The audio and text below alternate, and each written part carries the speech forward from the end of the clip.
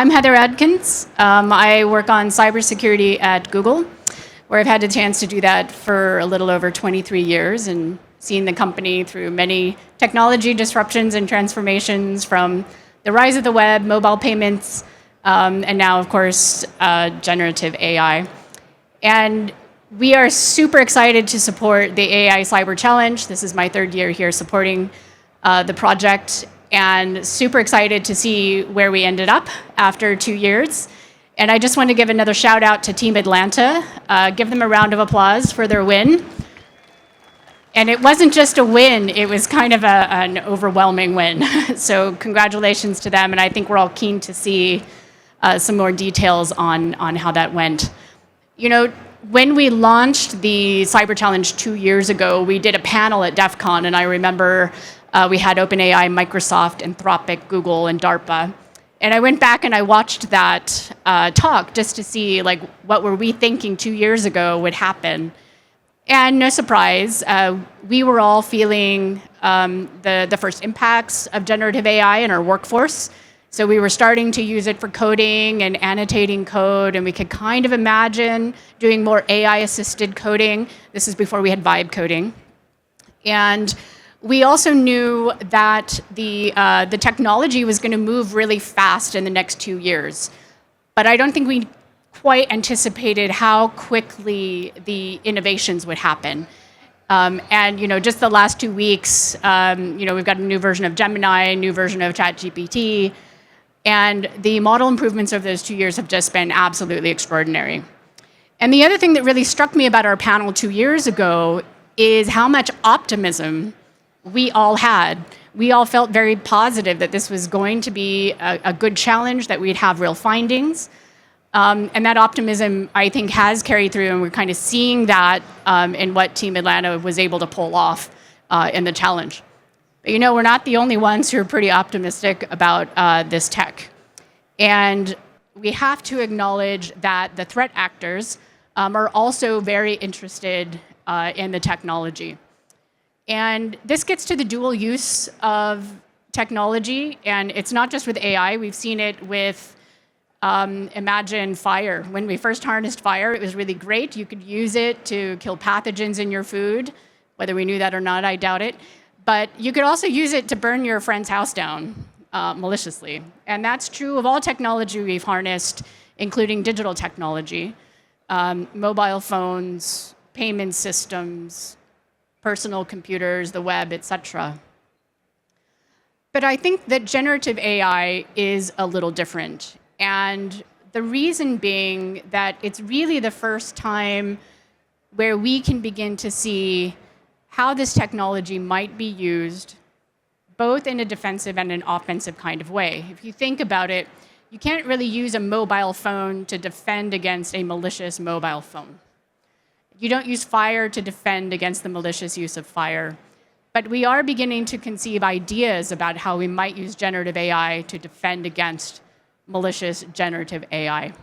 And I think that makes this moment pretty special. We also know that this technology is going to advance very, very quickly over the coming years. And we're all probably using it for good for things like productivity improvements, and you know, the ability to plan vacations and you know, do the trivial things in life. But we're also seeing it in really transformative ways. And I think about things like AlphaFold, which is the DeepMind project to predict every possible permutation of a protein.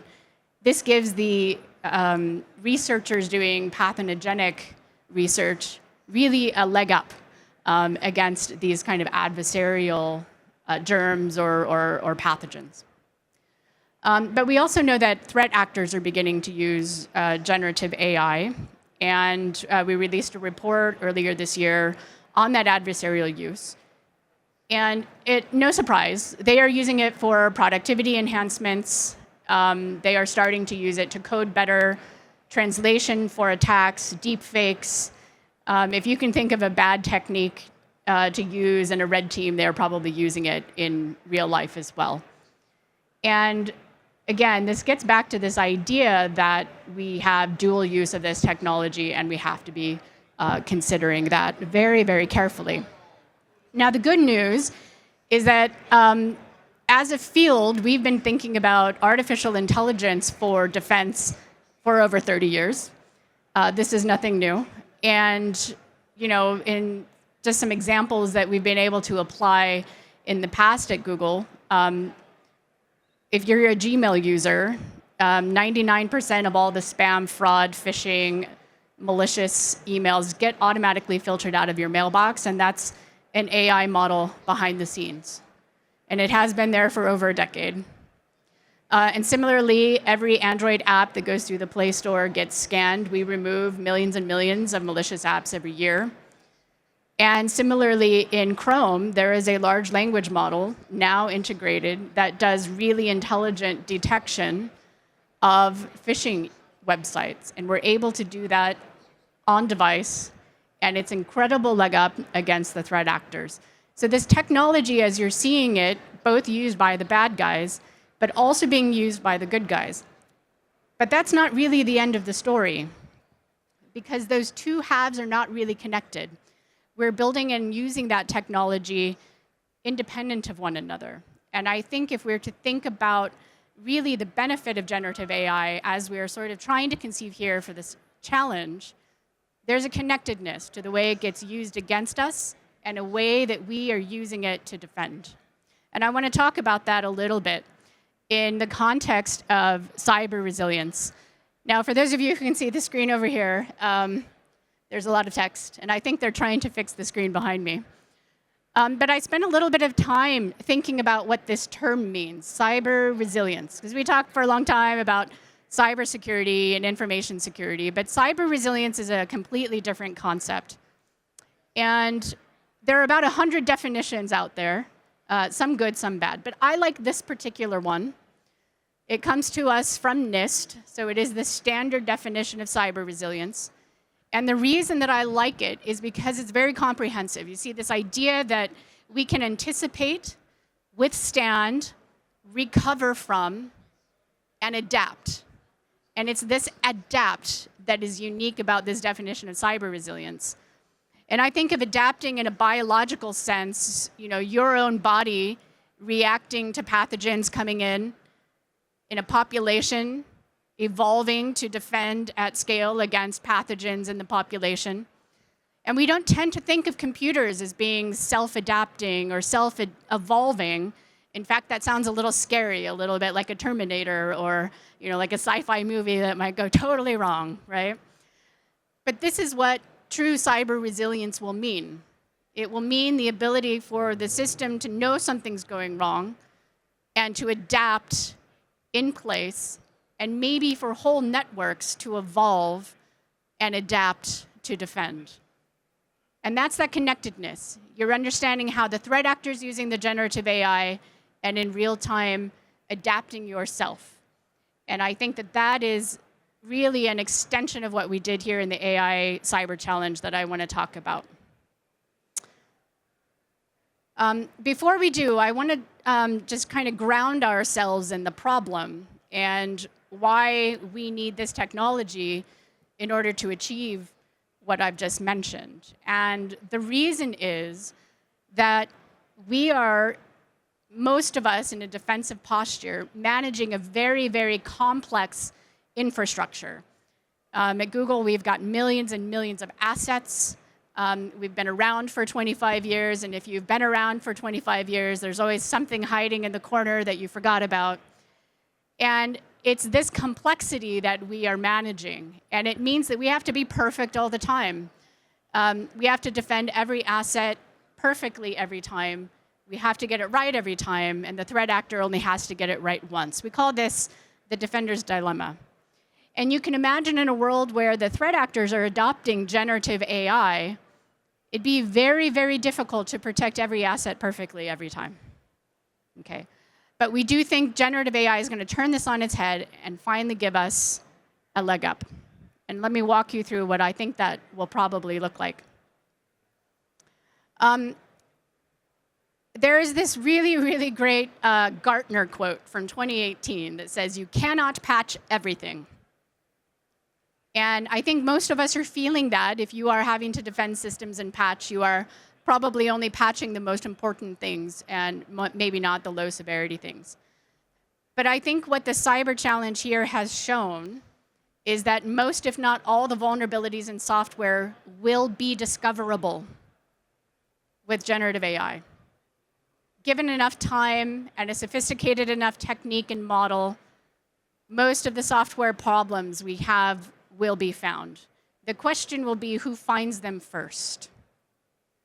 Okay? And I think we're going to end up in a place where we are more or less conducting vulnerability warfare.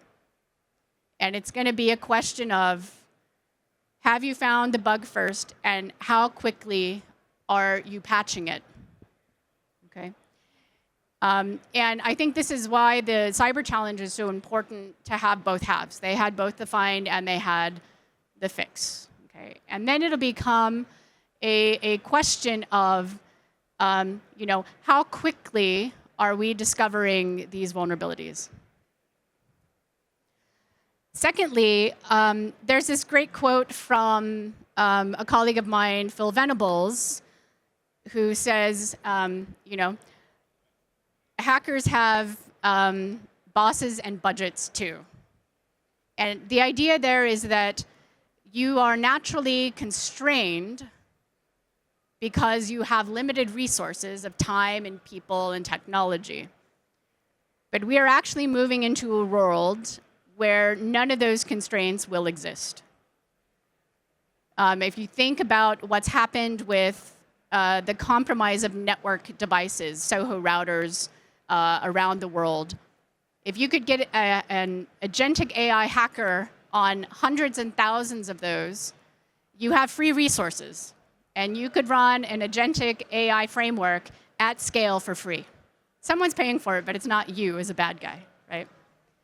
And that means that you could run your agentic AI hacker framework endlessly until you've hacked the planet, truly. And there's no time constraint because you don't have to sleep, or at least your agentic AI hacker doesn't have to sleep. It'll just continue to go and go and go. And we are not far away from somebody putting out on the internet essentially an agentic AI hacking framework for free, where you can prompt it, go hack a company, and a week later it'll come back with a root prompt. And that is the world that we are probably going to be defending against, where we're going to have to be able to move very, very quickly. So how do we get where we need to go? Well, first and foremost, I think the AI cyber challenge has really grounded us in the ability to find vulnerabilities. And this is going to become who finds the vulnerabilities first, and how quickly do we get them fixed, and how quickly do we get them deployed. And so what's going to come next in the next couple of years after this challenge is really a deep understanding of how do we patch everything, and how do we automate that. Today, most of us wait for Patch Tuesday, and maybe on Patch Wednesday, Exploit Wednesday as they call it, we think about maybe we'll roll these patches out. We are going to have to get into a situation where we accept automatic updates in important places. And it's going to have to come very, very quickly. So this is the next challenge. We'll be able to find and fix the bugs. Now we need to patch automatically. Secondly, if we truly do have agentic AI hacking frameworks, we are going to have agentic defenses.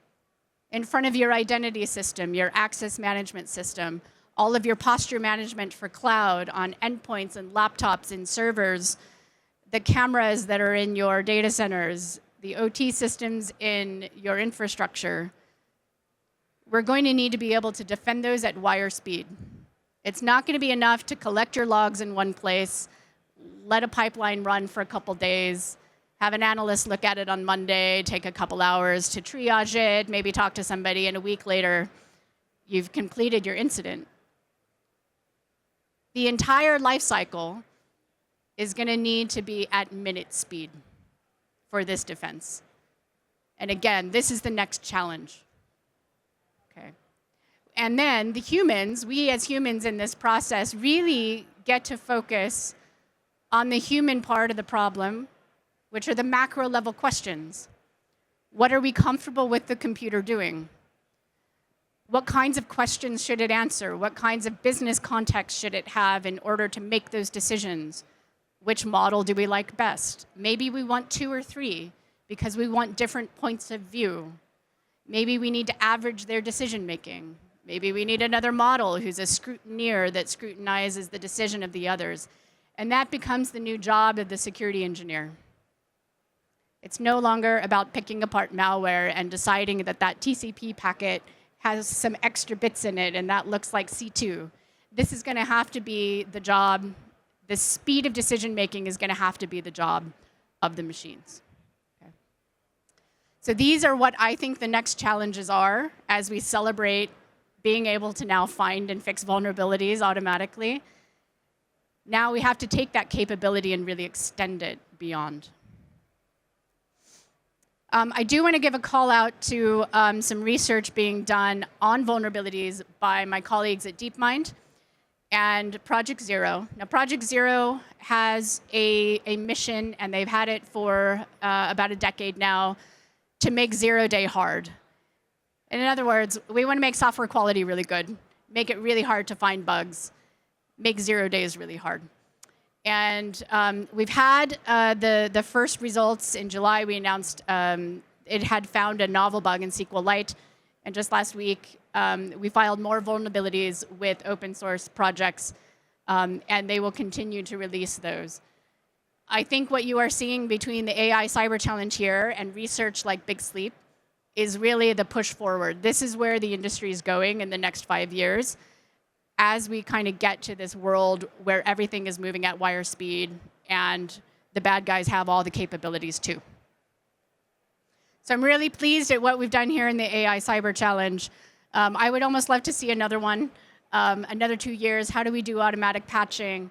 How do we do self-defending systems at wire speed? Because I ultimately, and I've been talking about this for quite some time. For those of you who can see the screen, this is a timeline that I showed my teams in 2017 when we were thinking about how to build automation into our SOC. And I said, look, we've been talking about how to do surveillance systems, detection, et cetera, for a very, very long time. And if you look at the academic research, it's really 20 or 30 years old. The first neural network research for anomaly detection is in the 1980s. So nothing new there. But it's really taken a long time for us to get to the point where that technology actually works. We have large language models, which are a huge lift. And we always knew that at some point someone would invent something like that. And of course, Google was already incubating the transformer ideas at the time. And we could see that at some point we were going to have a tool that allowed us to do automatic reasoning.